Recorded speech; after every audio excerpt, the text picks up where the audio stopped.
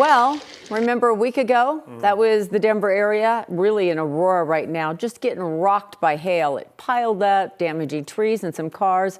Reports say the hail ended up being larger than golf balls. Well, today, the hail and severe weather is back. There's also a tornado watch for Denver and most of northeast Colorado. Here's a live look over Denver right now. That picture doesn't really actually tell the story because we got a lot going on. We got hail, we got rain, everything. We started to see that hail hit parts of Denver area from Castle Pines all the way up to Arvada. In fact, Cole shared some of that video where he saw nickel-sized hail about 10 minutes ago. Yeah, and Kathy, we're still in the thick of it right now. Yes, we are. We're under a weather impact alert and tornado watch through 9 o'clock tonight.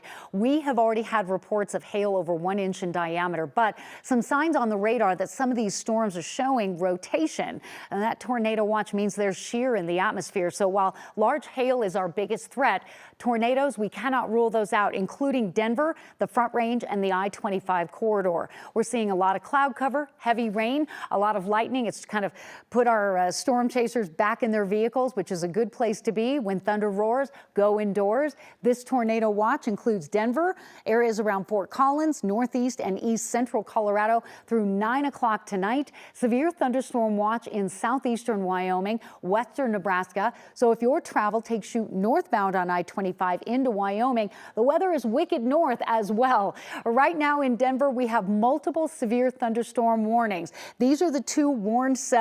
Northeast Denver, including DIA. Call ahead, plan ahead, check on that flight. I'm guessing there's going to be a ground stop with the hail coming into the airport in the next 10 minutes. Castle Rock, a severe warned storm there, showing some signs of rotation. We had 6 severe warned storms last hour. We're down to 2, but these 2 mean business. Hail 1.5 inches in diameter, and where you're seeing this hot pink area right north of I-70, right east of Commerce City, that is a dangerous storm, 50, 60,000 feet up into the atmosphere that will in fact produce damaging winds and flooding rain. Berkeley, Arvada, Applewood, you've had 1 inch diameter hail coming out of Genesee and Golden. The storms are tracking to the northeast. This cell over the Pinery is especially dangerous.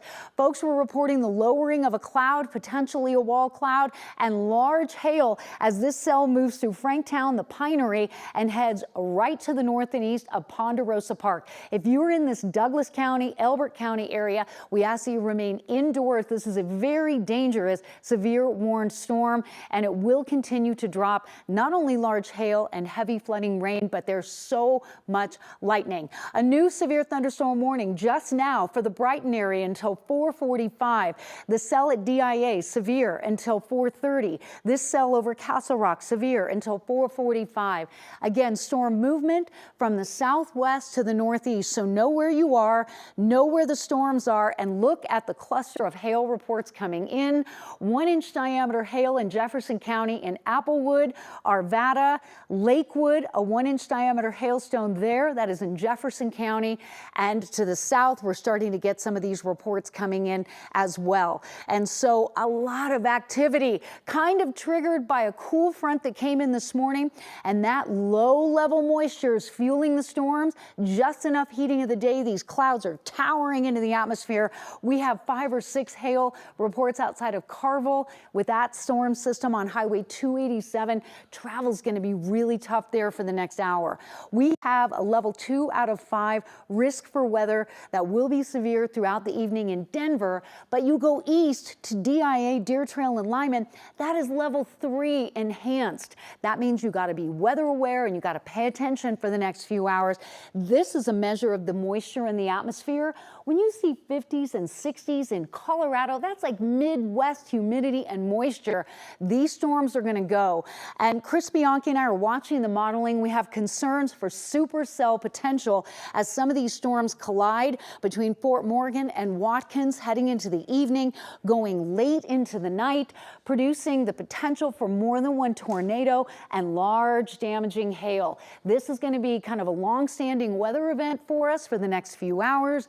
Temperatures were warm enough to get the storms going. We're down to the upper 60s in Denver now. We will stay in the 60s and 70s through 9 o'clock. And your weather headlines include severe weather today, tornadic thunderstorms today, and then tomorrow we turn up the heat and we talk about fire danger. But we'll talk about tomorrow.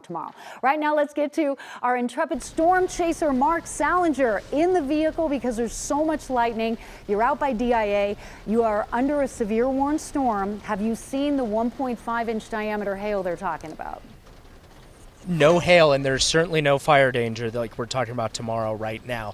We are in the middle of that big severe warned storm that's out by the airport. I want to show you what it looks like right now from our vantage point. This is 104th and C4 or an E470 right near the Commerce City exit, right near Denver International Airport as well. We've seen really, really heavy rain. We haven't yet seen the hail that is forecast for this storm, up to 1.5 inches. I'm sure that that's coming our way as we make our way back south on E470 here shortly as we go over the bridge. But you can see just how dark it is and just how little visibility there is. There's been a ton of rain coming down really, really hard, which has led to cars going really slowly on the roadways and even a lot of people stopping underneath those overpasses to try and avoid any potential hail that's coming. Obviously, that's a really bad idea.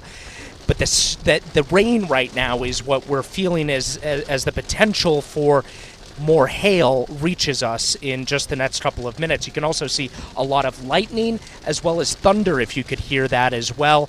As that storm, this big storm, moves our way, we're going to continue following this storm to the east towards Bennett and Watkins. If you're flying out this evening, however, more than 430 delays at Denver International Airport, and the storms haven't really made it to there just yet.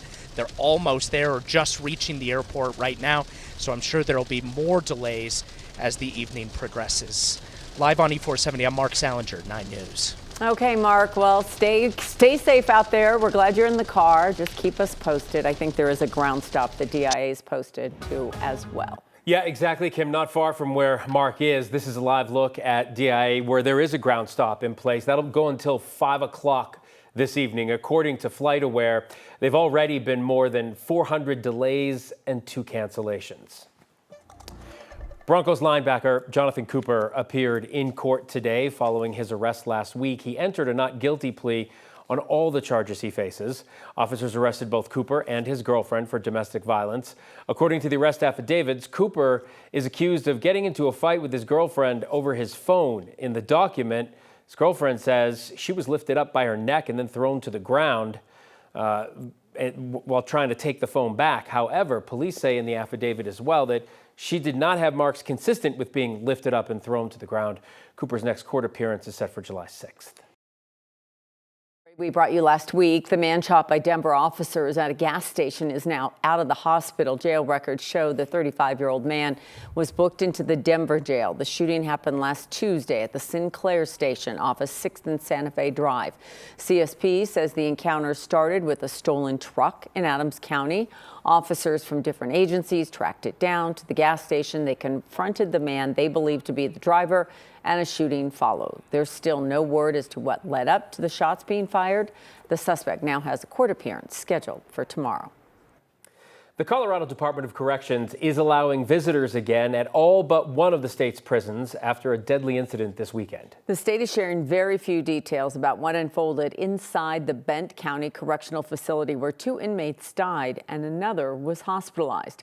Kevin Vaughn from 9 News Investigates has been learning more for us this afternoon about the 2 inmates who died. Kevin and Phil, one of the men who died had been convicted of theft and other crimes and was eligible for parole beginning this year. The other was a convicted murderer serving a life sentence. For more than 36 hours, all 21 Colorado prisons were locked down and all visitation was suspended. That was the upshot of an incident late Saturday night at the Bent County Correctional Facility in Los Animas. A Department of Corrections spokeswoman confirmed that 2 inmates died and another was taken to an outside hospital for medical attention. We now know that one of the men who died was Charles Gates. Court records show Gates was behind bars for 5 separate criminal cases, including one in Douglas County in 2023 involving auto theft, burglary, and drug possession. A judge sentenced Gates to 9 years behind bars in that case, though he was eligible for parole starting in April. The other inmate who died was Michael Fisher.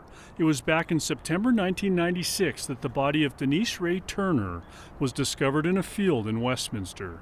Fisher and another man, William Polanka, were both implicated in the killing, which occurred during a drug deal. Convicted of first-degree murder, Fisher was sentenced to life without parole, plus an additional 10 years. We have asked numerous questions of the Department of Corrections in an effort to understand exactly what happened here. As of now, we don't have any of those answers. According to Benton County's coroner, autopsies on both men are pending. William Polanka, the other man involved in that 1996 murder in Westminster, was sentenced to 48 years in prison. He died in 2004. Live in the newsroom, Kevin Vaughn, 9 News.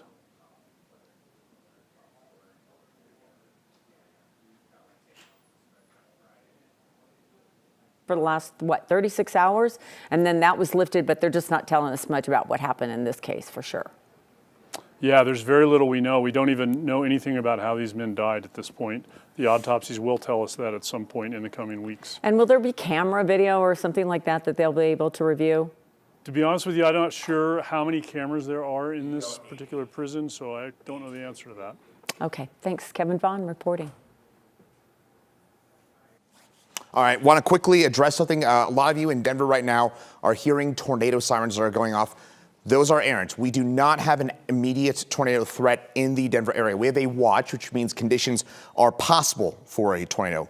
We do not have the imminent threat for a tornado in downtown Denver. So again, a lot of you are hearing those sirens going off, getting lots of texts, lots of social media posts, getting lots of emails asking what is going on. Again, we do have those tornado sirens going off in Denver, but we do not have an active tornado warning. So just want to reassure you, again, those sirens that you're hearing right now, frankly, those should not be going off right now. That is inerrant. That is not taking place. What we do have is some hail northeast side of town. So the airport's getting hit hard right now.